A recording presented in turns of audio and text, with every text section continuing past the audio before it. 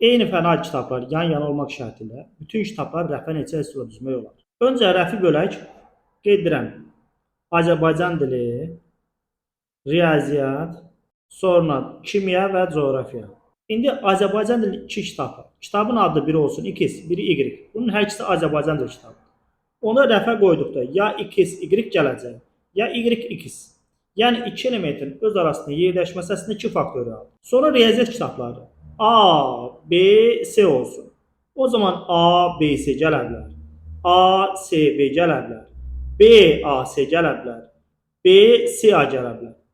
Və ya C, A, B gələ bilər. C, B, A gələ bilər. Əslində fikir verdinizmi? 3 elementin öz arasında yerləşməsi 3 faktorialdır. Mən bunu birbaşa da yaza bilərdim. Amma tam-tamına beyin gördüyü şeyi daha yaxşı anlayır. Həqiqətən də siz inandınız ki, bunun rəfə düzdükdə 3 faktorial, yəni 6 üsulla bu riyaziyyat kitabını bu rəfdə düzmək olar. Sonra keçirəm kimyası. Kimyası MN olsun. O zaman ya MN'dir, ya da NM'dir. Yəni 2 elementin öz arasında yerləşməsi 2 faktorialdır.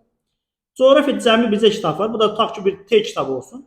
O zaman bircə halımız var burada T, yəni vurulsun 1 faktorial. Və diqqət edirək, bir də Azərbaycan dili, riyaziyyat, kimya, coğrafiya bunlar öz arasında yerini dəyişə bilər. Yəni mən birinci coğrafiya kitablarını, sonra riyaziyyat kitablarını, sonra kimya, sonra Azərbaycan dili düzə bilərdim. Bu format davam edəcək. Yəni bu 4 dənə elementin öz arasında yer dəyişməsi 4 faktorialdır. O zaman bu da bərabərdir. 2 faktorial 2, 3 faktorial 6, 2 faktorial 2, 1 faktorial 1, 4 faktorial 24. Bu da bərabərdir. 24 vur 24. Yəni 576.